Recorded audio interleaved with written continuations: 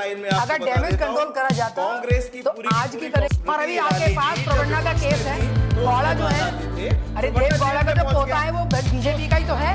उसके बाद अरे तो वो तो आप बताइए ना, आप कैसे कर, आपका भ्रष्टाचार नहीं है। वो तो लेडी ने उसको पिछले एमपी को घुसाया, किसने किया? सबसे पहले CNN क्या वो कांग्रेस ने किया, सिटीजनशिप सबसे पहले अपने पीछे लॉजिक, ये तो बहुत ही आपके साथ रिडिकुलस, इट इज रिडिकुलस।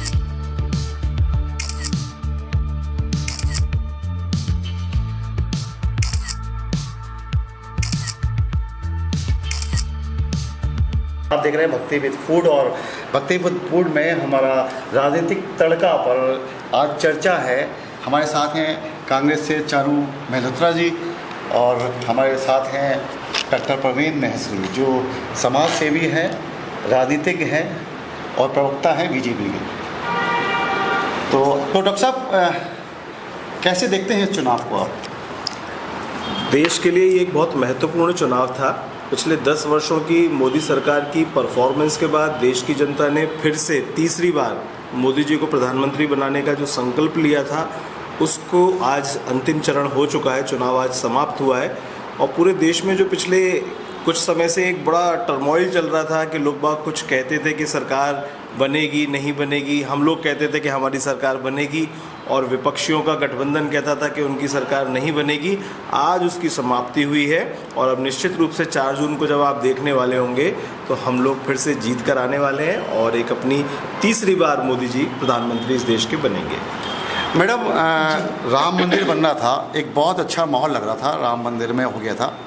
उसके बाद चुनाव की घोषणा हो जाती है और पहले और दूसरे राउंड में मोदी की गारंटी चल रही थी, लेकिन दूसरे राउंड के बाद ऐसा क्या हो गया कि मटन मछली, तीसरे चौथे राउंड के बाद आपका मुसलमान हिंदू मुसलमान, और लास्ट में आते आते मुजरा पे आ गए। और जब आज चुनाव है, लास्ट चरण का चुनाव है, तो मोदी जी 2 दिन से विवेकानंद रॉक मेमोरियल में साधना कर रहे हैं। देखिए, जब चुनाव शुरू हुआ तो भाई ओवर कॉन्फिडेंस भी था और लग रहा था कि जो चुनाव हमने अब तक 2014 से लेकर अब तक जो शासन किया है और वो उपलब्धियां हैं, लेकिन क्योंकि इतने लंबे गैप में जो बीच में इलेक्शंस के बाद जो गैप हुआ, उसमें प्रधानमंत्री जी का मुझे ऐसा लगता है लोगों से इंटरेक्शन बहुत कम हुआ।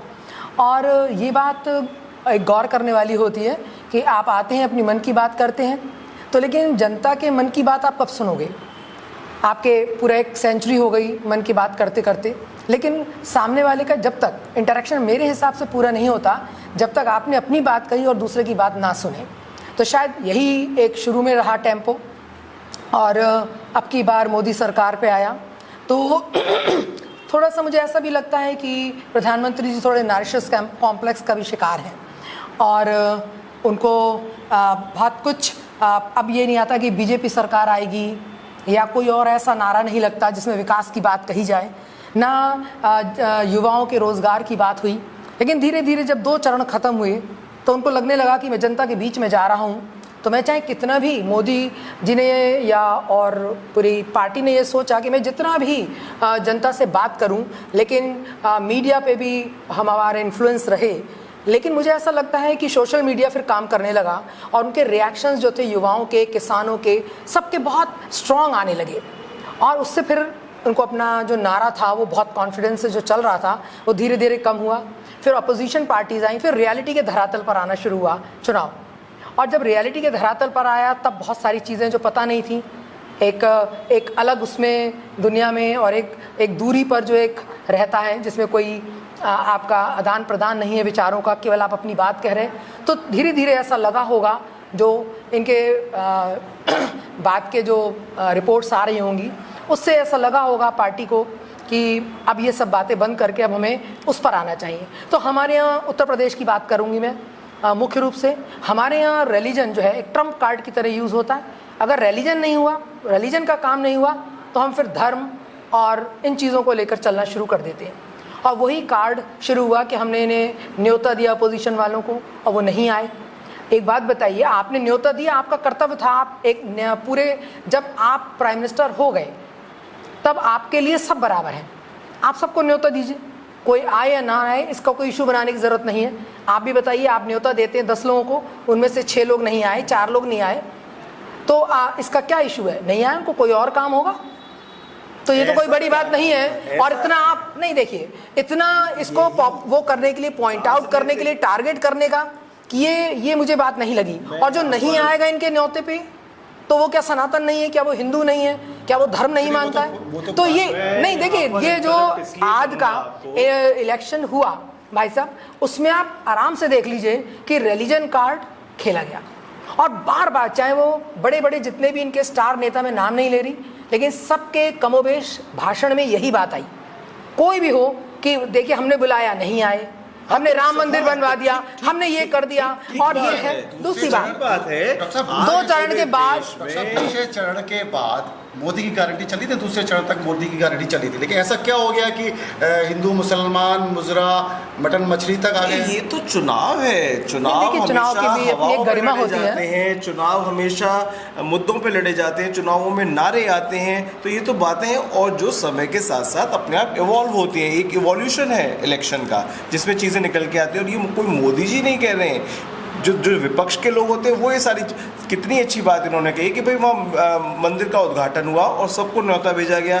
अगर कोई व्यक्ति वहाँ नहीं जा रहा और जानबूझ के कह रहा है कि मेरे को आपको नहीं कैसे मालूम? हाउ डू यू नो कि जानबूझ के कह रहा है? हाँ, भाई नहीं, भाई देखिए ये मेरा, देखिए मेरा मन है, और वो क्यों कह रहे हैं? नहीं, देखिए ये तो आपका मीडिया कह रहा है, ऐसे नहीं, ऐसे तो शंकराचार्य, ये मैंने शंकराचार्य जी को भी बुलाया, बिल्कुल सही कह रहे हैं, ठीक बात है।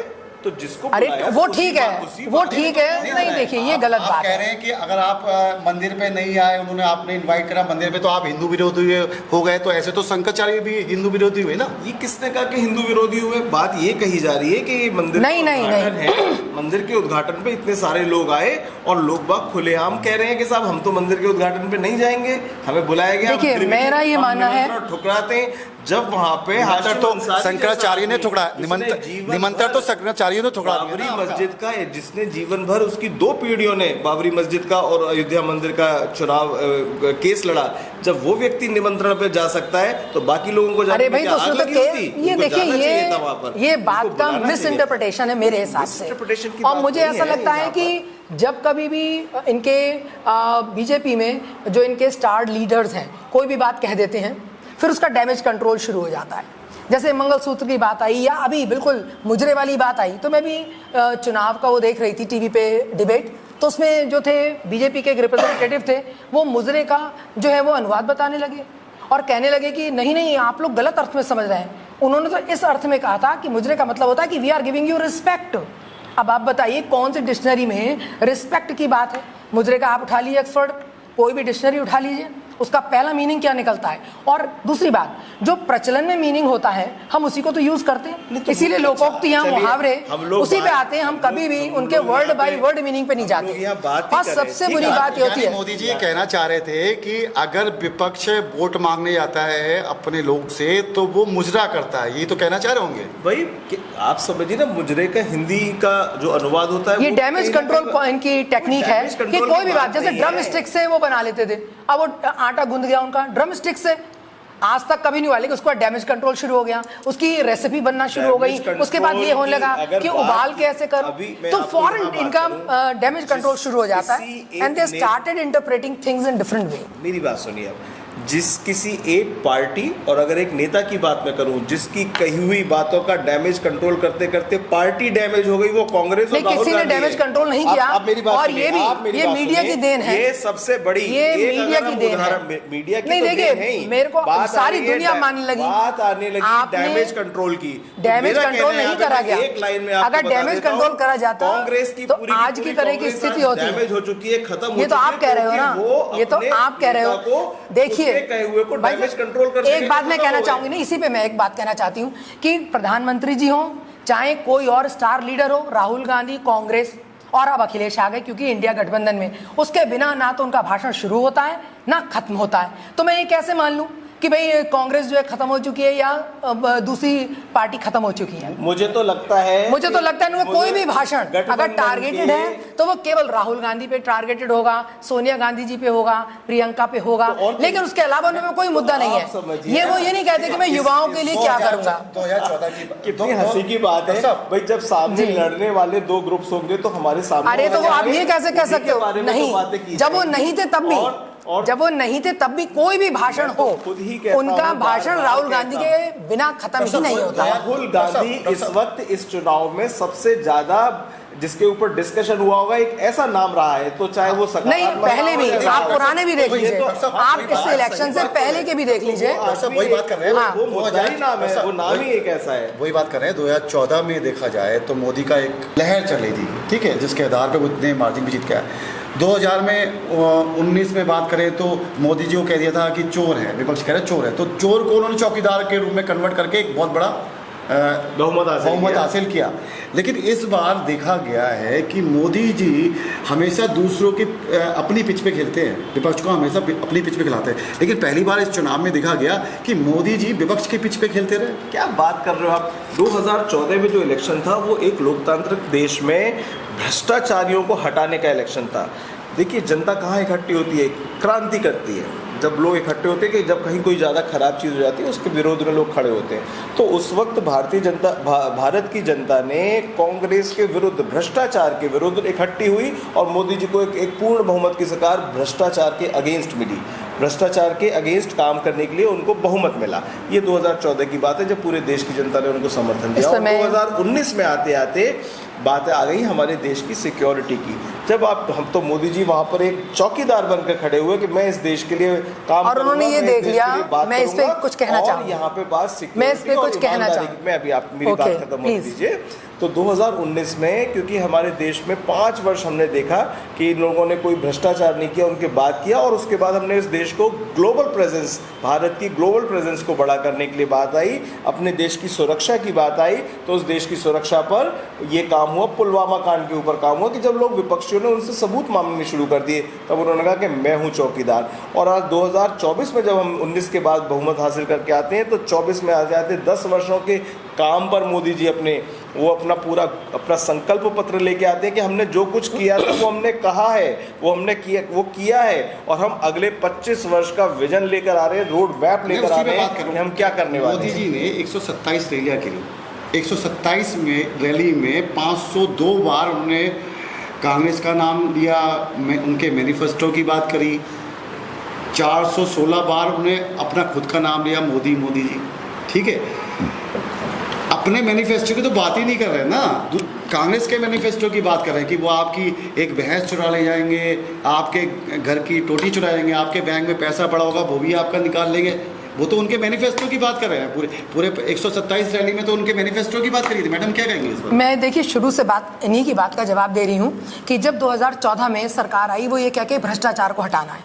तो जिन मुद्दे आपको याद होगा, कोल माइन का था और इसका 2G वाला केस था और राफेल जो राहुल गांधी के लिए जिसके लिए कहा गया, तो दोनों ही बाद में कोर्ट से ख़त्म हो गए कि नहीं। और राफेल ने अपना कारगिल युद्ध में बता दिया कि भाई ये जो आपने तोप खरीदी है वो वेस्टेज नहीं है, अब वही तोप उस समय काम में आई। उसके बाद नेक्स्ट आगे बढ़ते हैं तो हम देखते हैं कि एक majority of people belonging to a particular state जो है साहब करोड़ों रुपए के घोटाले करके चले जा रहे हैं और ये चौकीदार बने हुए हैं। हम चौकीदार हैं, देख रहे हैं, और सारे के सारे जा रहे हैं। भाई हमारे पास पासपोर्ट लेकर जा रहे होंगे, आज तक उनमें से कौन लौट आया? आज तक किससे इन्होंने पैसे वापस ले लिए? कहाँ क्या केस चल रहा है? जब वो चीज़ें गर्म होती हैं तो वो कह देते हैं कि वो अखबार में 2-3 दिन आना शुरू हो जाता है कि साहब नीरव मोदी पे शिकंजा कस दिया गया है, कि माल्या पे कस दिया गया है। जबकि माल्यावत ने खुद अपने इंटरव्यू में ये कहा कि मैं तो सारी परमिशन लेकर आया हूँ। जितने भी लोग गए कितना छोटे मोटे पैसे लेके नहीं गए हैं, हमारे देश की अर्थव्यवस्था को इन्होंने कितना बिगाड़ा, आज तक ये कितने ले आए। उसके बाद जो इन्होंने सबको झूठे आश्वासन देना शुरू करा जाल में कि मैं सबके उसमें 15-15 लाख रुपए आएंगे, कोई इस तरह 1.5 लाख आएंगे, और आपने जीरो नहीं, क्यों नहीं समझे भाई? उसी से तो चले, आप स्टैब्लिश उसी से हुए, बीजेपी स्टैब्लिश उसी से हुई। और उसके बाद सुनिए भाई, उसके बाद आगे चलते चलते इन्होंने सबके जो है वो गिनाने शुरू कर दिए गलतियां। अगर आप इनके ऊपर टारगेट करें तो कांग्रेस ऐसा करती थी, कांग्रेस ने भी तो ऐसा करा। अब स्मृति ईरानी जो चीखती थी, सिलेंडर लेके भागती थी और चिल्लाती थी, बेरोजगारी की बात होती थी दुनिया भर, अब कोई बात नहीं, इतने भाषण हुए। तो आप 127, अरे तो आएंगे, हम करेंगे, हम जब आएंगे तो जरूर करेंगे। स्मृति ईरानी, हाँ तो क्या तो करेंगे? हम जब आएंगे तो जरूर करेंगे। भ्रष्टाचार कहाँ हुआ? मैंने आपको अभी बताया कि भ्रष्टाचार कोई साबित नहीं कर पाया। और अभी आपके पास प्रवन्ना का केस है, गौड़ा जो है, अरे देव गौड़ा का जो पोता है वो बीजेपी का ही तो है। तो कल जेल उसके में बाद पहुंच तो गया। अरे तो वो तो आप बताइए ना, आप कैसे कर, आपके यहाँ भ्रष्टाचार नहीं है? किसने वो भेजा तो उसको लेडी ने जेल? उसे कर दिया तो पता चला, इतने तो समय उसको से चल जेल रहा किसने भेजा? था। और ऐसी मणिपुर का देख लीजिए, 2 महीने बाद, 2 महीने बाद उस केस को पता लग पाया, वो भी सोशल मीडिया से। आपकी मीडिया ने, किसी ने नहीं बताया, समाचार पत्रों में उस बात को दबा दिया गया, जबकि ये इतना बड़ा कांड था जिसमें पुलिस इन्वॉल्व थी, जिसमें पुलिस इन्वॉल्व थी और महिलाओं के सम्मान की बात थी। आप कहते हैं कि महिलाओं का बहुत सम्मान करते हैं, हम महिलाओं की इज्जत करते हैं, तो हमारे सनातन धर्म में महिलाओं को पूजा जाता है, तो ये हमारी कौन सी महिला पूजी गई जिनको कि इस तरीके से पूरे भीड़ में उनको मिसहैंडलिंग की गई, उसमें पुलिस इन्वॉल्व थी, बड़े बड़े लोग इन्वॉल्व थे, भीड़ इन्वॉल्व थी। 2 महीने लगे, जब वो 2 महीने में सोशल मीडिया पे आ गया, उसके बाद ये बात उठाई गई। कांग्रेस का किया हुआ, लीजिए साहब, उन्होंने अपनी नागा जाति, वहां पे जो लोकल लोग थे, देखिए वो पॉलिटिक्स अलग है और ये पॉलिटिक्स अलग है। आप नहीं, शुरुआत हमें भी मालूम है कैसे हुई। आपने अपोजिशन वालों को, दो लोगों को, आपने अपोजिशन वालों को ऊपर बढ़ाया, उन लोगों को आपने दबा कुचला, उसमें रोहिंग्याओं को घुसाया, उसमें दूसरे लोगों को घुसाया, उसमें क्रिश्चियनिटी को घुसाया। किसने किया? सबसे पहले सीएनएन क्या, वो सिटीजन कांग्रेस ने किया, सिटीजनशिप सबसे पहले वही हुई, अपने बीचे कि बाहर वाले आएंगे, अपने बीजे, अपने जो बीज बोए थे वो नहीं देख रहे हैं। आज जब फसल कटने पर आ रही है तो आपकी थोप देते हैं। पिछले बात है, वो इनकी सारी राजनीति, पिछले 10 साल से, पिछले 10 साल से मुझे ऐसा लगता है, पिछले 10 साल सुनिए, मेरा मानना है कुछ भी करती कि जितना भी इन्हें वोट मिला, लेकिन आप वो लोगों की अपोजिशन राजनीति सिर्फ नहीं, एसी देखिए खबरों में बैठ आप के इतने ट्विटर पे इनसिक्योर्ड बात हैं, करती रहती, एक्स पे बात करते रहते, वो कर रहे हैं राजनीति। करे ना उनकी तरह, स्मृति ईरानी जी की तरह सिलेंडर लेके बैठे वहां पर। विपक्ष का काम है कि आप क्यों नहीं करेंगे? नहीं, जब आप गद्दी पे बैठ जाएंगी तो 1000 रुपए का कर देंगी और दूसरा अपोजिशन वाला को 400 रुपए पे चीखेंगी। ये कौन सी बात है? देखिए ये बीजेपी की नीति है कि अपनी गलती नहीं, ये हमेशा सामने वाले को संघर्ष करें, सड़क पर आइए, सड़क पर आकर संघर्ष करिए और बताइए जनता को। और जनता ये ने तो लॉजिक, ये तो बहुत ही आपके साथ रिडिकुलस, इट इज रिडिकुलस, आपके साथ जनता, it is ridiculous if you are giving any kind of, आपको 4 तारीख को बता रहा हूँ, 4 जून को देखिएगा, अरे वो आने वाले आपको स्वयं पता चल जाएगा। धीरे धीरे कांग्रेस साफ होती चली जा रही है, लोगों के पास 4 जून की बात हो रही, सितंबर नहीं, जून, 4 जून की बात कर रहा हूं मैं, कि 4 जून को देखिएगा, इस देश में कांग्रेस के नाम लेवा नहीं बचने वाले हैं। और कांग्रेस मुक्त भारत का जो मोदी जी का संकल्प है वो कितनी जल्दी पूरा होगा वो आप देख लीजिए। देखिए अभी इनके कांग्रेस का मुक्त संकल्प वाली जो ये बात कह रहे हैं, मैं एक एक करके आपको बात बता दूं कि टारगेट क्या है। कि जैसे हमारे पड़ोसी देश हैं, उनकी राजनीति किस पे चलती है कि इंडिया की बुराई करते रहो और उसे नीचा दिखाते रहो, ठीक। अब अगर सही बात कोई कहता है, जैसे टाइम्स की बात थी, टाइम्स पत्रिका की, उन्होंने मोदी का जो लेटेस्ट एडिशन आया उसमें डिवाइडर बताया उन्हें, है ना, इंडियाज डिवाइडर, और उसके बाद ये वो पत्रिका गलत हो गई, देशद्रोही हो गई। और उससे पहले व्हाट मोर अबाउट मोदी कहा तो वो पत्रिका बहुत अच्छी थी और जबरदस्ती वो पत्रिकाएं बटी सब जगह कि टाइम्स जैसी पत्रिका ने मोदी के लिए कहा और नेक्स्ट संस्करण में उन्होंने कहा। उसके बाद जितनी भी कंट्रीज हैं बाहर, अभी आपने देखा सऊदी में हमारे यहाँ के जो राजदूत थे उनको वो करा गया, सभी जगह से ये वार्निंग आ रही है कि आप रेशलिज्म और ये जो चीज़ें चल रही धर्म के नाम पे, इसको खत्म कीजिए। जो डेमोक्रेटिक पैटर्न है, जो गांधीयन एटीट्यूड था डेमोक्रेसी का, उसको सर्वाइव कीजिए। जो आपके यहाँ एक सेकुलर सरकार है उसको लेकर आइए। और इस बात पे सारे देशों ने चिंता व्यक्त की कि इस तरीके से जो एक पर्टिकुलर क्लैन के संग, पर्टिकुलर रिलीजन के लोगों के संग जो बातें हो रही हैं वो नहीं होनी चाहिए। क्या हो रही है? और उसके बाद अरब में इस वक्त दुनिया का सबसे, सुनिए, सऊदी अरब नहीं, अमेरिका भी, यूनाइटेड नेशन, उनका मैंने क्या बताया, वहां पे हमारे लोगों को वार्निंग दी गई, उनका नाम मुझे याद नहीं आ रहा है। इससे बड़ा सेकुलरिज्म का क्या और उदाहरण हो सकता है कि एक सऊदी अरब जैसे देश में जाके वहां पे सबसे बड़ा मंदिर मोदी जी के द्वारा बनाया जाता है और उसका उद्घाटन हो रहा है। इससे बढ़िया कोई एग्जांपल बता दीजिए मुझे। वो कमर्शियलाइज्ड, वहां पे ये कह रहे हैं कि ग्रुप के साथ नहीं, उनके देशों में जाके आप फिर गलत इंटरप्रेट किया आपने। फिर अरे देखिए हम सब गलत इंटरप्रेट। सऊदी अरब जो है वो कमर्शियलाइज्ड कंट्री है, उनकी जो इनकम है वो तेल से है या इन चीजों से है। और इसीलिए ये मंदिर वगैरह बनाना और ये बड़े बड़े कनाडा वगैरह में सब में बने हुए हैं बड़े बड़े गुरुद्वारे और मंदिर, इसका क्या लॉजिक हुआ? हाँ, यही बात है। जब ये कोई मंदिर बनना लॉजिक होता है इन सबको यही लगता है कि मंदिर बनाने का लॉजिक क्या है, इनका मतलब ही ये। आज उस देश में ये बात करता हूँ, जब मंदिर बनता है तो वहां पे सब लोग जाते हैं, वहां पे हर एक आदमी को किसी को परेशानी भाई नहीं है। हम तो ये कह रहे हैं जिनके डीएनए इन्हीं की बात मानिए आप, जिनके डीएनए इन्हीं की बात मानिए और इनसे ये कहिए कि जो हमारी से क्या हासिल होता है, एक मंदिर ह्यूमन डेवलपमेंट रिपोर्ट है, अरे मैं ग्लोबल पीस रिपोर्ट है, एक मंदिर बनाने से और आपकी हमदर्द रिपोर्ट है, रोजगार के ऊपर रिपोर्ट है, वो वर्ल्ड की रिपोर्ट आप देख लो कि हम कौन कौन से पायदान पे 2014 से गिरे हैं नीचे, तो एक एक करके है ना? हो सकती है, ये इन्हीं की बात मानते हैं, ये बात जो कह रहे हैं उन्हीं की बात पे मैं कह रही हूँ। आज उस सऊदी अरब में मंदिर बनता है, वहां पे दुनिया भर का पर्यटक पहुंचता है। आज अगर अयोध्या में मंदिर बनता है, आज काशी में कॉरिडोर बनता है, आज मथुरा में कोई चीज होती है, वहां पे दुनिया भर का पर्यटक पहुंचता है, वहां होटल बिजनेस बनता है, वहां पे ट्रांसपोर्टेशन के बिजनेस बनते हैं, वहां साहित्य, धार्मिक साहित्य बनता है, फूल बिकता है, प्रसाद बिकता है, कितनी बड़ी इकोनॉमी खड़ी हो जाती है। लोग कहते हैं मंदिर बनाने से क्या होगा, अभी अभी आप कह रही है कनाडा में मंदिर है, अरे आपने जो बात कही कि वहाँ पे इतना बड़ा मंदिर उन्होंने बनाया है, ये नहीं, जहाँ पर इंडियन रह रहे हैं, सबसे ज्यादा इंडियन जहाँ रहेंगे, देखिए सिंगापुर में भी नहीं। इस बार क्या आपको लगता है कि इंडिया गठबंधन अपने मुद्दों पे टिका रहा, जैसे महंगाई की बात करें, आर्थिक विषमता की बात करें, अग्निवीर को लेके जो समस्या आ रही है उनकी बात करें, साथ में ओबीसी आरक्षण पे जो लेके बात करें, तो आपको लगता है कि आम जनों के मुद्दे पर इंडिया गठबंधन टिका रहा और आप लोग कुछ अलग ही बात कर रहे थे? देखिए, इंडिया गठबंधन के जो मुद्दे होते हैं, मैंने जैसे कहा भी शुरू में कि कोई भी इलेक्शन हमेशा कुछ मुद्दों पे, कुछ वादों पे, कुछ हवा होती है। इन गठबंधन के पास तो कुछ हवा थी ही नहीं, वो सिर्फ और सिर्फ सारे के सारे चोर इकट्ठे हो गए एक मोदी के पीछे, उनके पास कोई मुद्दा ही नहीं था। उनको चोर मुद्दों को लेके आना चाहिए था। आप चोर किस आधार पे, किस आधार पे कह रहे हैं? क्योंकि आपने उनको सजा दे तो दी, आपने उनको 10 साल पहले सजा दे दी थी, उनको बाहर कर दिया सत्ता से, जबकि कोर्ट के केस से वो बरी हुए, सत्ता से बाहर कर दिया ना 10 साल पहले। अब 10 साल की बात करें तो एक इलेक्टोरल बॉन्ड का मुद्दा उभर के आया, क्यों नहीं उठाया? आया तो है, उठ के जिनको लाना चाहिए उनको लाना चाहिए था, जिस पे वो उससे सवाल इससे कोई मतलब इनकी वो नहीं, चौकीदार क्या कर रहे थे? बॉन्ड लाए तो ये और जबकि नहीं, और उसमें सुप्रीम कोर्ट ने इसे गैर कानूनी घोषित कर दिया। इलेक्टोरल बॉन्ड्स की जब बात आती है और जब हम उसकी डिटेल्स खोजते हैं तो उसमें सबसे ज्यादा चंदा किसको मिला? बीजेपी को मिला, कांग्रेस को मिला, बीजेपी को मिला। भाई साहब, ये कौन से नए आंकड़े निकले हमें पता नहीं। हाँ, तो आपने कोई पर्सनल आंकड़े निकले होंगे आपके जो ऑन रिकॉर्ड नहीं आए हैं अभी, उन्हें आप निकाल खोज लिया। अच्छा ये बताइए कांग्रेस को कितना मिला? कांग्रेस को तीसरे नंबर पे मिला है। मिला? हाँ, मतलब भ्रष्टाचारी तो रह गए। अरे तो देखिए, ये देखिए, नहीं देखिए, यही स्ट्रेटेजी गलत है कि आप अपनी बात करें, पहले आप अपनी बताइए, आप अपनी बताइए। डॉक्टर साहब, विपक्ष का आरोप ये नहीं है, ये नहीं, विपक्ष का आरोप ये नहीं है कि चंदा मिला या ना मिला। विपक्ष का आरोप यह है कि चंदा किन लोग से मिला। लॉटरी व्यापारी 1200 करोड़ को आपको चंदा देते हैं, जिनको ईडी का छापा पड़ता है।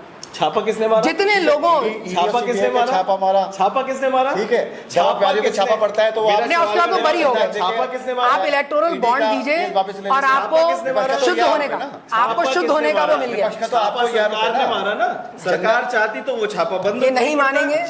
नहीं बड़ा सरकार चाहती तो छापा नहीं पड़ता ना, सरकार ने इसलिए चाहा और चीजें खुल के आई।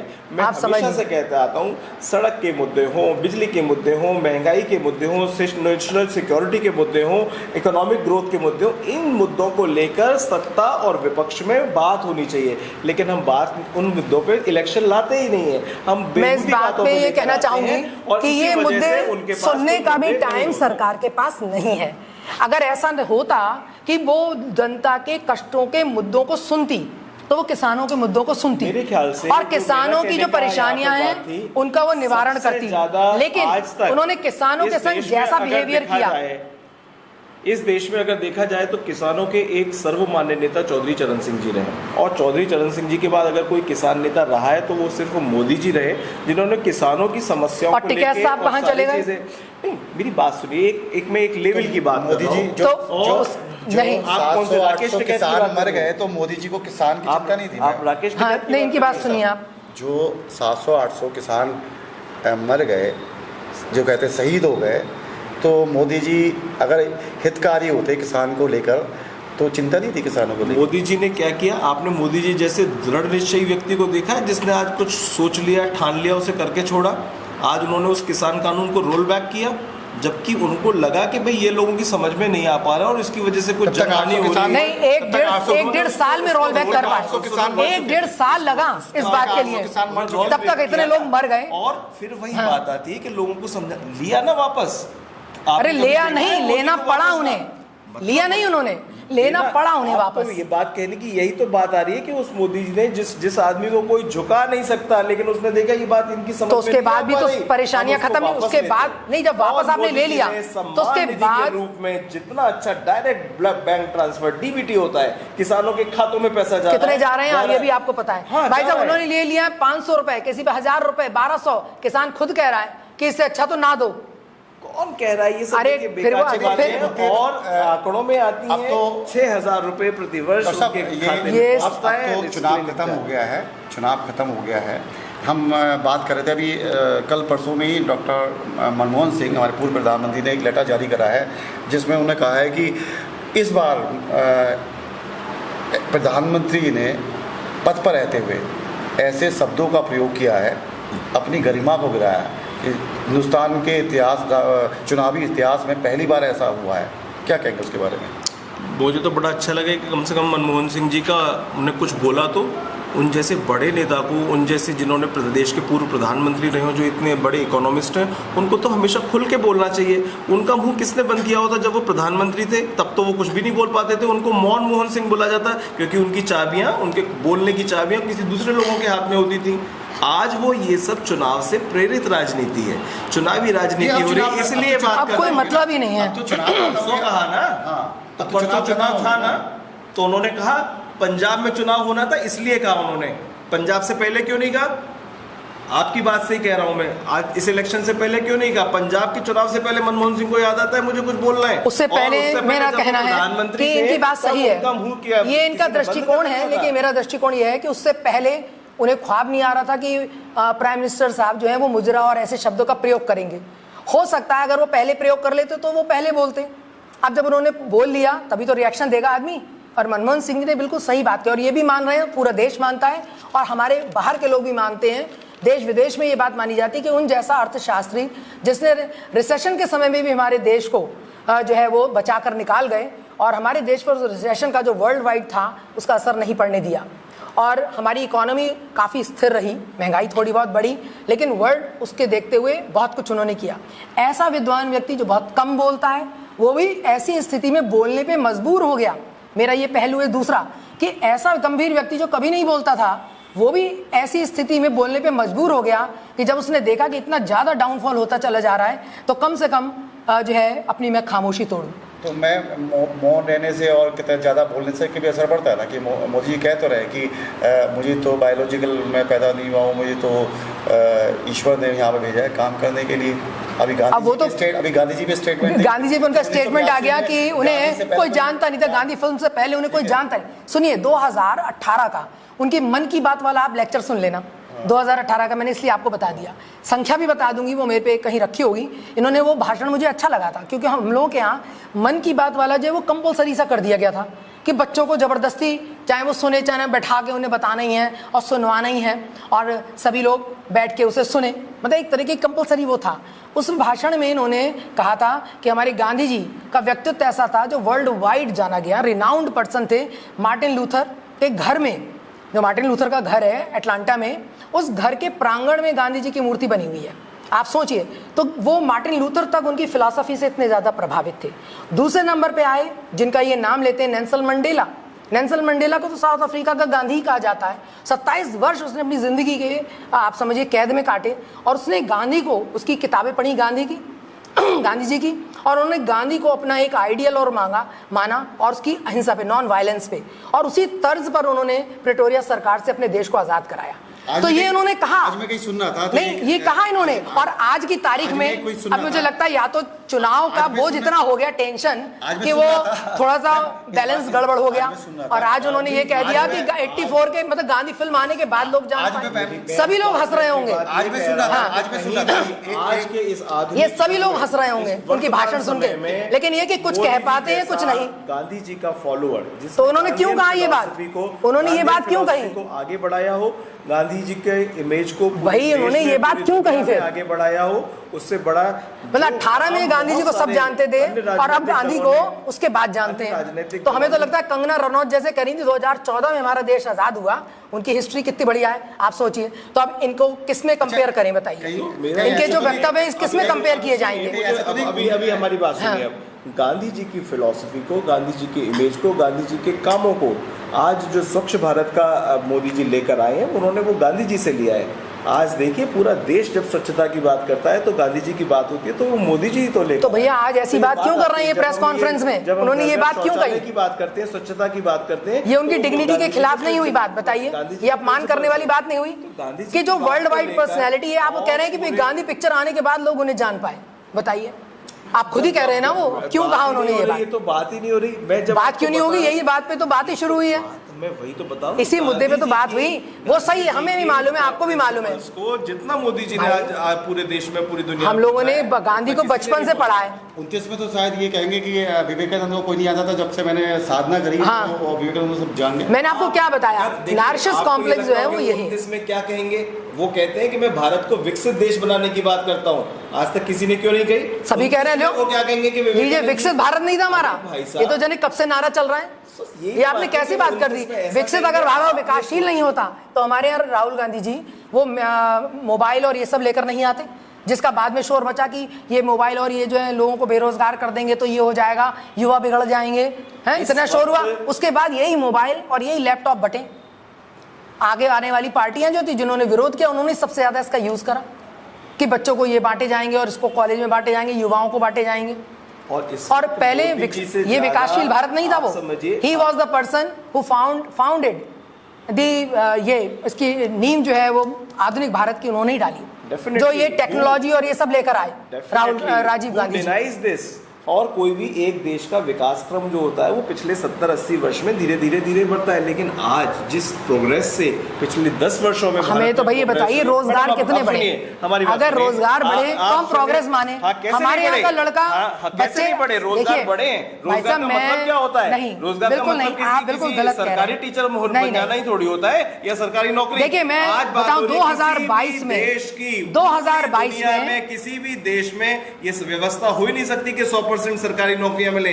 आज मोदी जी इसीलिए एक आत्मनिर्भर युवा की बात करते हैं, आत्मनिर्भर भारत की बात करते हैं। अपने रोजगार डालो, अपने साथ 4 आदमियों को नौकरी दो, वो ये बात करते हैं। वो ये नहीं कहते कि जाके सरकारी कोई देश, अमेरिका में देख लीजिए, इंग्लैंड में देख लीजिए, 100% कोई भी सरकारी नौकरी। रोजगार का मतलब क्या है? जब आज प्राइवेटाइजेशन, जिस रोजगार का मतलब है प्राइवेटाइजेशन। जिस देश में सड़कें बन रही हैं, जिस देश में जमींदारी प्रथा खत्म की गई, वहीं पर उसे दोबारा लाने के लिए आज किलोमीटर देख लीजिए। This is the modern form of zamindari system, feudalism। Maximum number of kilometres बन रहे हैं, उस सड़क क्या हवा में बन रही है? उस सड़क में रोजगार पैदा हो रहा है, तब वो सड़क बन रही है। अरे भाई ये तो बनेगी, देखा ये रोजगार जो है सड़क बनाने से नहीं गिना जाता। कैसे गिना जाएगा? ये कैसे गिना जाएगा? आप हमारे देश के बच्चों के भविष्य के लिए प्रोसेसिंग यूनिट्स लग रही है। देखिए रोजगार का भी भाई एक लेवल होता है। देश में एक बच्चा BA पास करा हुआ लेवल होता है, क्यों नहीं होता है? मतलब क्यों नहीं? इंजीनियर को इंजीनियरिंग की नौकरी मिलनी चाहिए ना। आज का इंजीनियर जमादार बनने के लिए तैयार है, डोम बनने के लिए तैयार है। MBA करा हुआ बच्चा, ये कौन सी लेवल हुआ भाई रोजगार देने का? नहीं, रोजगार देने का MBA करा हुआ व्यक्ति आज डोम बनने के लिए तैयार है, क्योंकि रोजगार ही नहीं है। क्या कोई डोम पढ़ा लिखा नहीं हो सकता? नहीं पढ़े लिखे तो उसके 8वीं क्लास है, उसके क्वालिफिकेशन 8वीं क्लास है। कोई ऐसी इलॉजिक बात करेंगे तो नहीं, इलॉजिक बात है, इसमें तो कोई बहस नहीं हो सकती। इलॉजिक बात पर कोई बहस नहीं हो सकती। ये लेवल नहीं, उसका मिनिमम क्वालिफिकेशन 8वीं क्लास है। अब 8वीं क्लास की जगह आप MBA वाले को कहें तो इसका मतलब क्या? हमारा डाउनफॉल कितना हो गया आप बताइए। दूसरी देशों, पूरी दुनिया के लोग आके मोबाइल हब बना रहे हैं इस देश को, अपनी मैन्युफैक्चरिंग यूनिट्स इस देश में कौन से बना रहे हैं? और उन भाई सब जा रहे हैं, कहाँ जा रहे हैं? सब फोर्ड और ये सब कंपनी शेवरले वगैरह सब चली गई। इस वक्त इस देश में मोबाइल बनाने, जो आपने बात कही है, सबसे मोबाइल तो हम ज्यादा अपनी यूनिट्स बन रहे हैं, और वहां पर लोग रोजगार कौन कर रहा है? वहां पे लड़के ही तो मोबाइल्स बना रहे हैं उन कंपनियों तो में। कितने बना रहे हैं? कितनों को मिल गया? इतने करोड़ क्या हमारे इतने बड़े देश के लिए। आप सुनिए, जब हम बारात में, मेरी बात सुनिए, जिस देश में मोबाइल नहीं बनता था, आज वो देश पूरी दुनिया में सबसे बड़ा मोबाइल मैन्युफैक्चरिंग हब बन गया है। इसका मतलब वहां कौन काम कर रहा है? कितने बनाने का क्या मतलब होता है? यही मतलब होता है कि मेरा ये कहना है कि अगर आपके यहाँ शादी या दावत देते हैं आप, और आपने 2000 लोगों को इनवाइट करा, एक मोटी सी बात है, तो कम से कम आप 2500 लोगों का इंतजाम करेंगे कि नहीं करेंगे उस दावत के लिए? कि हो सकता है कि जिन्हें हमने इनवाइट करा वो अपने संग एक आध मेहमान ले आए। अब हमारा है कितना करोड़ का देश, उसमें आप मुट्ठी मुट्ठी भर रोड बनाने की बात कर दी, पकौड़ी बनाने की कर दी, चाय बनाने की कर दी, लेकिन और रोड ये ऐसी लेवल। एक बात बताइए, डॉक्टर MBBS आदमी होगा, आप मुझे एक बात बताइए, बात लेके चलिए। पकौड़ी बनाने में कोई बुराई है? पकौड़ी बनाने वाला इस देश का नागरिक नहीं है। जैसे आप आरोप लगाते हैं मोदी सरकार पे कि दो, मैं आपको कह रही हूँ, आप 2022 का आप वो देख लीजिए। आपकी भी गवर्नमेंट होगी, क्या आप 2 करोड़ नौकरी दे पाएंगे क्या? अरे कोशिश तो करेंगे, आप आने तो दीजिए। हर साल 2 करोड़ नौकरी दे पाएंगे? एक बात बताइए, क्यों नहीं देंगे? क्यों नहीं देंगे? आने तो दीजिए। अब तक हमारे यहाँ कभी किसी ने बेरोजगारी की बात पर कांग्रेस को नहीं किया, केवल यहाँ। और दूसरी बात यह है कि ये दावा करते हैं विश्व गुरु का। जब कांग्रेस हम दावा तो नहीं कर रहे हैं विश्व गुरु का, तुम दावा कर रहे हो 2014 से पूरे संसार को लीडरशिप में ले रहे हो कि हम लीडर हैं। उसके बाद हाल ये है कि आप अपने यहाँ के नौजवानों को जो जिस एजुकेशन का है उस एजुकेशन के लेवल पर आप उसे रोजगार नहीं दे पा रहे। 2022 में कम से कम 2,25,000 लोगों ने इंडियन सिटीजनशिप छोड़ी है। ये अभी तक के स्वतंत्र होने के बाद के इतिहास का सबसे बड़ा वो है, जैसे कि ये लोग बताते नहीं क्यों छोड़ी भाई, जब सारी सुविधाएं देश में मिल रही हैं, हम तो विश्वगुरु बनने की तैयारी में हैं, तो इतने लोग छोड़कर क्यों जा रहे हैं? आप बताइए क्यों छोड़ रहे हैं? आप बताइए। इसीलिए इंडियन सिटीजनशिप इसलिए छोड़ी कि यहाँ नौकरी का स्कोप नहीं था, यहाँ के लिविंग सब अपना काम कर रहे हैं, और वो पूरा परिवार चला गया, सब पूरी फैमिली छोड़ के। तो हाँ, ये आप खुद देखिए ना, नौकरी मिली है उनको। और मैं अपने आसपास में भी लोग जानती हूँ। आप सुनिए, हम तो रामपुर सिविल लाइंस में रहते हैं, मैक्सिमम बच्चे बाहर हैं। 80% लोगों को मोदी सरकार, पता नहीं कौन से 80% है, हमारी आज तक समझ में नहीं आई कौन से रोजगार मिल रहे हैं। हम तो देखिए शिक्षा से जुड़े हुए लोग हैं, हम उन बच्चों को देखते हैं कि आमने सामने, हम भी शोर नहीं आए हैं, आप भी डिबेट में आए, हम भी वही बात कर रहे हैं। इस देश में कोरोना का मैनेजमेंट होने के बाद देखिए पूरे देश की जनता को 80 करोड़ लोगों को राशन दिया जा रहा है। कोई सरकार कर सकती है क्या यहाँ पे लोगों? और ये उसके बाद के आंकड़े हैं, 97,000 जो लोग हैं। अरे सुनिए तो भाई, अब उन्हें जो है यूएस कस्टम्स वालों ने, मैं आंकड़े गिन रही हूँ, जैसे एग्जैक्ट बताऊं क्योंकि यहाँ पर जा रहा है, और उसमें डंकी की तरह लोगों को लौटा के 97,000 बात है। और हम कितने, तो लोग कितने ज्यादा छोड़ के जा रहे हैं? अरे भाई कितने लोग क्यों छोड़ के जा रहे हैं? पूछिए तो। अगर छोड़ी गई है तो उन्होंने क्या वहाँ नौकरियां करी हैं? सब नौकरी करने गए, देश छोड़ के क्यों जाएगा कोई? इसी तो भाई नहीं मिल रही है ना, इसी देश। आपके यहाँ पर्चे लीक हो जाते हैं, आपके यहाँ कभी कुछ हो जाता है, एक समझिए। सबसे ज्यादा भ्रष्टाचार और सबसे ज्यादा घोटाले अगर कहीं किए हैं तो वो सिर्फ कांग्रेस से। बस अब कोई जवाब नहीं है इसका। बताइए, पेपर लीक हो रहे हैं, जो पेपर लीक होते हैं हर बार, कोई एग्जाम करवाओ उसका पेपर लीक हो गया, उसके बाद वो पेपर कब होगा उसकी कोई पता नहीं है। हाँ, तो उसकी कोई डिक्लेयर ही नहीं हुआ है उसके बाद डेट।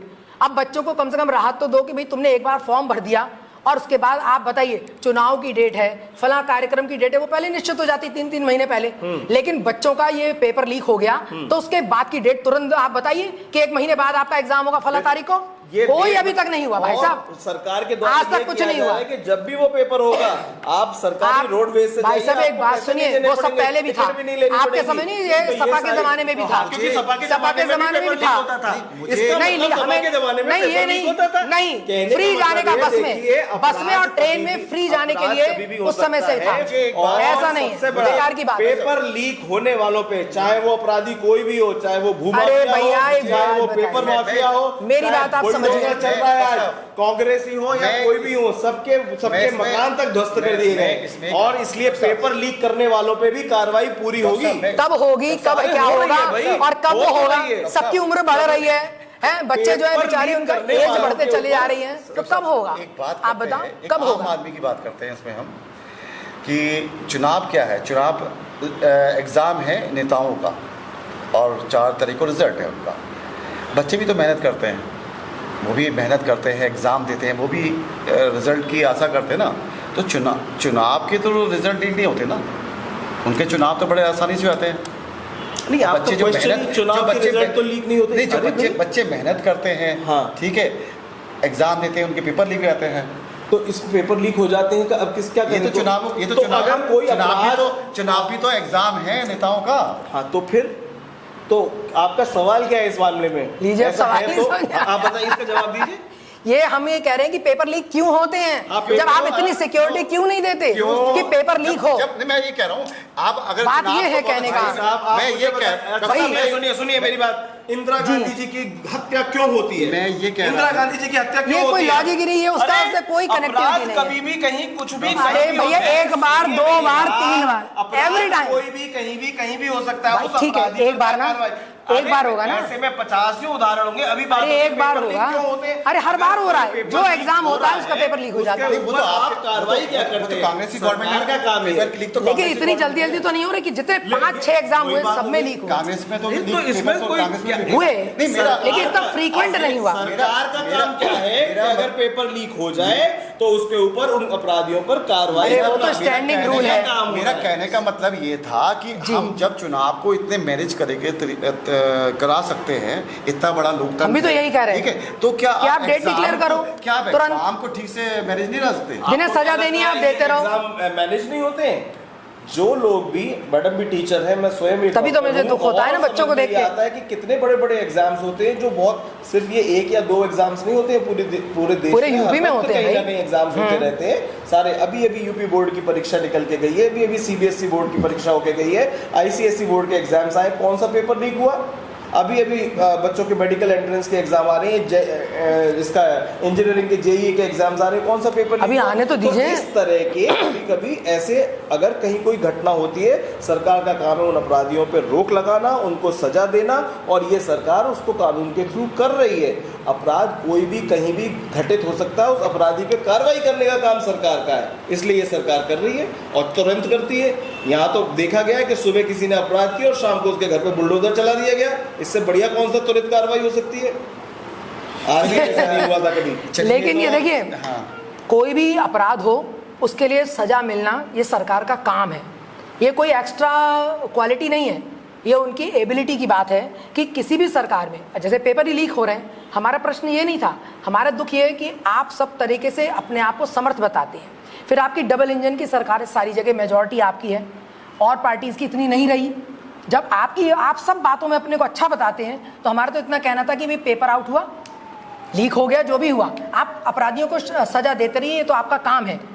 हर जो गवर्नमेंट आएगी उसका काम है ये, late and sooner you have to. लेकिन आप उस तुरंत ही अपनी त्वरितता दिखाते हुए नेक्स्ट डेट भी तो घोषित करिए, जिससे बच्चे को पता हो कि 1 महीने बाद हमारा हो जाएगा, उसे सांत्वना तो रहे। आप बताइए कि जब नौकरियां मिल रही हैं, अब इंटरव्यू नहीं हुए हैं, यानी कब से हमारा अपना जो हम अपनी जिस पद पर हम आए हैं 13 साल बाद हो पाया। आप बताइए अब हम लोग की एज क्या हो गई, 13 साल बढ़ गई। अब हमें मिला जो बेनिफिट हम 13 साल पहले कर पाते हैं, वो चीजें यहाँ नहीं हो पाई। ये तभी से है, तभी से है भाई साहब, इसलिए कि उसके रूल बदल दिए। उससे पहले केवल इंटरव्यू होते थे, उसमें रिटन टेस्ट जोड़ा गया। ये मोदी जी के जमाने में हुआ, बीजेपी रूल में, कि अब इसमें टेस्ट होगा, जो अब आगे हायर उसके लिए जाएंगे तो आप रिटन टेस्ट करेंगे। उसी को नियम बनाने में, पार्लियामेंट में वो करने वरने में बहुत देर लगी, जिसमें वो बन के आया। अब नियम बन के आया, फिर उसको लागू, अब जैसे इन्होंने हायर एजुकेशन, इंटरमीडिएट सारे बोर्ड मिलाकर अब एक शिक्षा आयोग बनाया, तो कितने दिन हो गए इस बात को, आप सोचिए। उसका पूरा एक बनना, और तब से सारे इंटरव्यू, सारी चीजें रुकी हुई हैं, क्योंकि जब वो बोर्ड बन गया, अब उसके मेंबर नियुक्त हो गए, अब उसके बाद प्रोसेस शुरू होगा उसका भी। अभी वो बनेगा कॉन्स्टिट्यूशन कि कैसे होगा, तो हर चीज उनका काम क्या है कि जो पुराना बना हुआ है उसे सुधारना नहीं है, हमें नया बनाना है, हर चीज को अपने हिसाब से वो करना है। This is not fair. एक खराब व्यवस्था, खराब आप कैसे कह सकते हो? हम भी और आप भी उसी व्यवस्था की देन है कि मोदी जी ने कहा रिटन पेपर हुआ नहीं, सिर्फ योग्य लोग आगे जाए। अरे भाई योग्य ही चाहते थे आपने, आपको नहीं पता है जो आप कह रहे हैं, मैं बताऊं। जब आप इनिशियल 13 नहीं, साल से नहीं। मोदी जी तो 10 साल से आए, सुनिए। 13 साल से इनका प्रमोशन नहीं हुआ। आज 13 साल बाद प्रमोशन होता है तो मोदी सरकार में होता है। क्यों होता है? क्योंकि रिटर्न एग्जाम होता है, रिटर्न एग्जाम देके आपको जैसे ही- योग्यता थी इसलिए होता है, वरना आज नहीं, ये मेरे अब ख्याल से इन्हें अगर हमारी मोदी जी नहीं होते आपको तो हमारी शायद उसके ये बारे आज में भी वहीं पड़े नहीं, होते। ये इनका बिल्कुल promotion गलत, ही नहीं इन्हें हुआ पता ही होता। नहीं है हमारी जॉब और का। आज सिर्फ मोदी जी का आपको नहीं कहने का पता है, मतलब यही इसलिए है आप कुछ भी कि कहते सिर्फ रहिए। योग्य से देखिए, लोग बात ये है जाएं, योग्यता कि जाएं। किसी भी और चीज के पेपर लिए- लीक मामले में नहीं। मैं यही बात कहूंगा नहीं, वो कि सिर्फ और सिर्फ आपको किसी भी सिस्टम पेपर का में पता अगर नहीं है। लोग गलत लोग किसी पेपर में सेलेक्ट हो जाते हैं तो उनको नौकरी क्यों दी जाए? जो लोग योग्य हैं सिर्फ उनको दोबारा पेपर करके भैया, नौकरी दी जाए। इस बात हमारी का अब काम सुनिए, किया ये जाएगा। इन्हें पता नहीं है सिस्टम, इसलिए इन्होंने अपनी कॉमन बात जैसे कही जाती है वो कह दी। बात यह है कि आप किसी भी जॉब के लिए अप्लाई करेंगे तो एक बार रिटन टेस्ट देंगे, है या नहीं है? उस सिस्टम में एक ही आयोग है, एक ही सब कुछ है। आपने एक बार रिटन टेस्ट दिया, एक बार आप क्वालिफाई कर गए, इंटरव्यू हो गया, उसके बाद आप अपॉइंट हो गए। तो इनिशियल स्टेज में अपॉइंटमेंट हो गया, उसके बाद प्रमोशन मिलेगा आपको, इतने साल की सर्विस तो ये, और उसके बाद 7 साल का होता है एक रेन्यू की तरह। प्रिंसिपल के लिए 7 साल, 15 साल, 12 साल ऐसे होता है एक्सपीरियंस। उसके बाद आप अप्लाई कर सकते हैं। अब आपको वीसी बनता है 7-8 साल बाद, 10 साल बाद एडमिनिस्ट्रेशन के, तो आपको उसका रिटन टेस्ट होगा। ये कौन सी बात हुई? जब आप एक बार उस बॉडी ने, उसी बॉडी ने दोबारा आपका टेस्ट लेगी, उसी बॉडी ने आपको प्रमोशन दिया, 2 बार स्लैब चेंज होंगे, उसमें आपको रिफ्रेशर बहुत सारी चीजें हैं वो होती हैं, उसके बाद आपको प्रमोशन मिलता है। तो हम दोबारा उसके लिए टेस्ट दें, आप बताइए इसका मतलब। अभी देखिए हम लोग एक चुनाव पे बात कर रहे थे, हम एक बात कह रहे हैं टेक्निकली कि किसी भी चीज को कॉम्प्लिकेटेड ना करके उसे सिंपल बनाओ। प्रमोशन की बात आ जा रही जी। है। लेकिन इस देश ने ही देखा है कि पिछले 50-60 वर्षों से जो यहाँ की भारत की शिक्षा प्रणाली थी उसने सिर्फ लोगों को नौकरी के प्रति किया कि पढ़ो और कहीं नौकरी करो। और इस मोदी सरकार ने ही एक नई एजुकेशन पॉलिसी लाने का काम किया है जहां पर लोगों को, फिर ये अलग मुद्दा है। नहीं यही तो मुद्दा है। फिर मैं कहूंगी आपको क्योंकि एजुकेशन से तो मैं जुड़ी हूँ। आप दूर से देख रहे हैं, आप विंडो से देख रहे हैं, मैं उसकी फील्ड में काम कर रही हूँ। आप क्या मणिपुर देख के आई थी जाकर? तभी आपने मणिपुर की बात करी। ये कौन सा उदाहरण हुआ आपका? ये वो सब जगह दिखाया गया। आप जो बात कह रहे हैं मैं उस फील्ड में हूँ, इसलिए मैं आपको ज्यादा सही बता सकती हूँ। आप बहुत दूर से देख रहे हैं उस चीज को। नई एजुकेशन पॉलिसी आई है जिससे हम इस सिस्टम को चेंज करने की बात लाते हैं। यही नई इलेक्टोरल पॉलिसीज, नई इकोनॉमिक पॉलिसीज, नई एजुकेशन पॉलिसीज, नई हेल्थ पॉलिसी, आयुष्मान जैसी दुनिया की सबसे बड़ी स्वास्थ्य बीमा योजना। इससे पहले वो राजीव गांधी के समय से ही थी, वो राजीव गांधी जी के समय से लागू हो चुकी थी और इन्होंने उसी योजना को अपने नाम से टैग लगाकर शुरू कर दिया। तो ठीक, ये पहले से हमने बहुत बेनिफिट दिलवाए हैं लोगों को। तो ये इस वक्त वो उससे पहले की है। वो इस वक्त आयुष्मान योजना जिसकी बात की जाती है वो इस पूरे दुनिया का सबसे बड़ा स्वास्थ्य बीमा योजना है। तो आप देखिए कितने लोगों को उससे बेनिफिट मिलता है।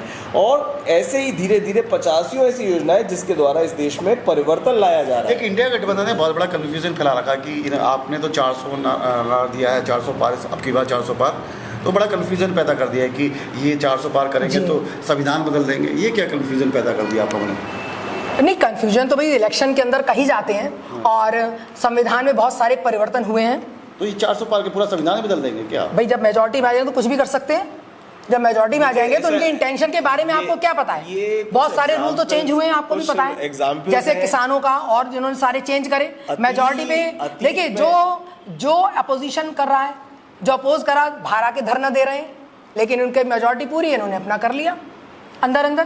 तो ये जो चीज़ है, इसीलिए लोगों को डर है कि अगर ये पूरी मेजोरिटी आती है, जैसे कि इरादे अभी तक दिखे कि बहुत सारे रूल्स ये चेंज करते चले गए, और तब अगर इनकी मेजोरिटी होगी तो हो सकता है कि ये संविधान और कहीं ना कहीं कोई सुबगाट तो होगी जिसकी वजह से ये बात निकल कर आई है। देश की सरकार जब भी कोई कानून बनाती है वो हमेशा जनहित में होते हैं, ज्यादातर लोगों से उससे पब्लिक का फायदा होना होता है। और जहाँ तक मोदी जी स्वयं कह चुके हैं, ऐसे संविधान ऐसे नहीं बदले जाते हैं कि कोई इकट्ठे हुए और सबको बाहर कर दिया गया तो जो हो गए। लेकिन हाँ, इस देश ने इंदिरा गांधी जी को देखा था कि जब इस देश के लोगों ने उनके विरुद्ध मतदान किया तो किसने इसमें इमरजेंसी लगाई थी? इंदिरा गांधी ने लगाई थी। तो ये इनका माइंड सेट है, ये DNA है कि अगर कोई हमारे विरुद्ध आएगा, इस देश की जनता ने देखा है, इतिहास है कि कांग्रेस पार्टी का मन क्या रहता है कि अगर कहीं कोई बोलने वाला है तो उसका मुंह बंद कर दो, उसका गला घोट दो। और इंदिरा गांधी ने ये काम किया था, उसको संविधान को अब वही बात अब हो रही है कि जरा भी बोले तो देशद्रोही, अगर थोड़ा सा भी कुछ कहा तो भाई ये डर रहता सही है बात कि पता नहीं अब कहिए। कितना प्रेशर भाई सही पड़ बात जाए, कहिए। तो सही बात ही कही राम जाती का है। नाम लीजिए, ये तो अच्छा देखिए काम कहेंगे तो सब लोग बस। नाम करेंगे। टाइम बहुत अगर हो आपने गया है कृष्ण और ले दिया टाइम बहुत है, तो शायद हो गया है कुछ गड़बड़ हो और इस सकती चर्चा है। को बड़ी लंबा हम नहीं खींचेंगे। जी 400 पार का नारा दिया, अब तो 4 तारीख को फैसला हो ही जाएगा जी क्या जी होने जी, वाला है। क्या होने वाला है। तो मैम क्या लग रहा है आपको, बस लास्ट क्वेश्चन की क्या लग रहा है आपको इस बार 400? बिल्कुल 400 पार नहीं होगा, ये तो आप भी समझ रहे हैं, जनता भी Exit- देख रही है। exit poll आना और शुरू है। हमें मुझे ये बड़ा मजा मालूम आता है है, हमको कि अब की बार जो है वो जनता बताएगी कि भाई कोई भी भगवान के बराबर नहीं है। अगर और कोई ऐसा मुझे समझता इस है, समय सभा 7 है और एग्जिट पोल आने लगे होंगे आपको। ये देखिए एग्जिट पोल आ रहे हैं जी। और एग्जिट पोल में क्या लगता है इस बार 300 पार तो मैं कराएंगे? आपकी इस बात की बात देखिए, कर रहा हूँ, मैं- वो कह रही है कि लेकिन भाई वो नहीं 400 होगा। पार तो नहीं आने वाले हैं, तो बाई चांस आपको आज एग्जिट पोल में दिखाएंगे क्या? अगर आपको आज एग्जिट पोल 399 में आ गई तो ये तो दिखाएंगे। खुशी के मारे अपने लोग बाग कपड़े फाड़ देंगे देखिए वहां इस पर बार कि देखो 400 नहीं वो है, बात 400 नहीं, है। मैंने उसके दूसरी लाइन जो कही वो नहीं आपने सुनी कि देखिए कि इस देश कोई की इस जनता देश में का जनता मन जो है मोदी जी के साथ है ना, मोदी जी और कह रहे इस हैं देश 400 आए 4 तारीख को विपक्ष ईवीएम पर ठीकरा फोड़ने वाला है, ये तो मोदी जी कह चुके हैं ना। ये इलेक्शन से पहले चुनाव आयोग ने सारे विपक्षी दलों को इनवाइट किया था कि आप लोग देख लीजिए कि आपको कोई ऑब्जेक्शन हो, कोई परेशानी हो, अभी बात कीजिए। और सुप्रीम कोर्ट का ऑर्डर इस पे आया हुआ है कि ईवीएम में प्रोसेसिंग में कोई इश्यूज नहीं है, जो सारे इलेक्शन ईवीएम से कराए जाए। बाद में किसी से कुछ भी कह दिया जाए, मोदी जी के ऊपर ठीक ना फोड़े, ईवीएम पे ठीक ना फोड़े, लेकिन ये बात सही है कि अब की बार फिर से मोदी सरकार कहते रही है, जब इनकी सरकारें ईवीएम के द्वारा बन जाती हैं तब कुछ नहीं दिखाई देता। हिमाचल में बनी, कर्नाटक में बनी, पंजाब में बन रही है अगर आम आदमी के सरकार, तो उनको कुछ नहीं दिखाई देता। अपना सब कुछ अच्छा लगता है और मुझे लगता है हो सकता है 4-6 कांग्रेसी तो जीत भी सकते हैं, तो वो क्या ईवीएम से जीतेंगे और कैसे जीतेंगे? अब देखिए ये बहुत कंट्रोवर्शियल विषय है इस पे क्योंकि टेक्नोलॉजी के बारे में हम सब जानते हैं कि उसकी निगरानी करना, वो करना। अब जब ईवीएम पे जनता का या अपोजिशन पार्टी का सवाल उठता है तो कहीं ना कहीं कोई तो बात है, क्योंकि हमने भी बहुत जगह देखा कि वहाँ पे अनएक्सपेक्टेड रिजल्ट्स आते हैं कि जहाँ पर उम्मीद नहीं होती है, और जनता भी कह रही है कि हमने ऐसा किया लेकिन रिजल्ट बिल्कुल ऑपोजिट आते हैं। तो फिर वहाँ पर पढ़े लिखे हैं, सब जानकार हैं, वहाँ रहते हैं, तो सब लोगों के दिमाग में कुछ ना कुछ बात ज़रूर आती है। लेकिन वेव की बात जब होती है, मेजॉरिटी में अगर इस तरह की बात होगी तो जनता खुल के फिर वो ईवीएम ही टूटेंगे। इसीलिए आप ये कहते हैं कि वो जीत गए तो कोई बात नहीं, वो जीत गए तो कोई बात नहीं। जहाँ पे वेव है, मेजॉरिटी दिख रही है, तो वहाँ पर ईवीएम के घपले की संभावनाएं कम होती हैं। जैसे कि आपने देखा कोलकाता का हुआ था, जब पिछली बार ताल ठुक गई थी और एडवर्टीजमेंट में और प्रचार में सब में लग रहा था कि ममता बनर्जी हार जाएंगी, और इतना प्रचार कर दिया गया था कि अब तो खेलबा होगा और अब की बार जो है ममता जी हट जाएंगी। लेकिन जो सोशल मीडिया के माध्यम से या जो लोगों के बातचीत के माध्यम से जो निकल के आ रहा था, मेजॉरिटी ममता जी के साथ थी, और जो भी दिखाया जा रहा था वो सब हवा में था। भाई ये नहीं मतलब 1 आध 2 4 जो भी उनके जीत रहे होंगे, इसलिए वहाँ पर ईवीएम का इतना खेल नहीं हो पाया। लेकिन हमारी यूपी में ऐसा नहीं है। देखिए हर प्रचार हर चीज नहीं, तो मैंने आपको क्या बताया, मेजॉरिटी की वेव होगी तो वहाँ पर घपला होने की संभावना कम होती है। कितना हम लोग कम होती है वहाँ पे, क्योंकि लोग जो है फिर उसको रिएक्ट करेंगे। हो जाता है कि भाई ये हो गया है तो ये ईवीएम की वजह से नहीं हुआ है, और ये हुआ है तो ये ईवीएम की वजह से। How is this possible? चलिए everything is possible with technology. हाँ बिल्कुल ठीक है, everything is possible with technology. और टेक्नोलॉजी के बारे में कांग्रेस का मन तो हमेशा से भ्रष्टाचार पे, घपलेबाजी पे और everything is possible in everywhere उस तरह से होता है कि कैसे इस चीज के सिस्टम को खराब किया जाए। और मोदी जी ने सिर्फ यही किया है, एक स्वच्छ भारत, स्वस्थ भारत को लाते लाते कांग्रेस मुक्त भारत, और 2024 में देखिएगा ये होने वाला है। चलिए आरोप प्रत्यारोप का तो ये दौर जारी रहेगा और कई चुनाव आगे आएंगे, ये चीज़ें चलती रहेंगी, लेकिन ये मानना ही पड़ेगा कि लोकतंत्र के इस पर्व का खुशहाल एंड हुआ है और बड़े अच्छी तरीके से और बड़े शांतिपूर्ण तरीके से ये चुनाव हुए हैं। तो 4 तारीख को सब रिजल्ट आ ही जाएंगे। तो बहुत बहुत शुक्रिया आप दोनों, धन्यवाद।